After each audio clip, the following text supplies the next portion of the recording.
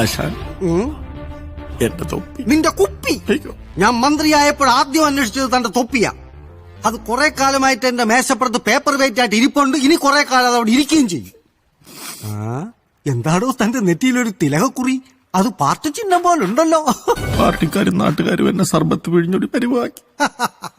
അവരെയൊക്കെ ഞാൻ വിട്ടതാ. എനിക്ക് ഉറപ്പായിരുന്നു. 17 പ്രാവശ്യമായി ഞാൻ ആശാനെ കാണാൻ മന്ത്രിമന്ദിരത്തിലും വീട്ടിലും കയറി ഇറങ്ങുന്നു. എനിക്ക് തൊപ്പിയില്ലാതെ ജീവിക്കാൻ പറ്റില്ല. വിപ്ലവ സിംഹമേ, കനിയണം.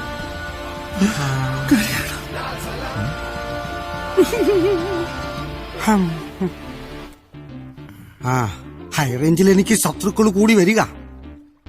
കഴിഞ്ഞ ദിവസം അനങ്ങാപ്പാറ SIയെ ഒരുത്തനെടുത്ത് ഡാമിലേക്ക് എറിഞ്ഞു.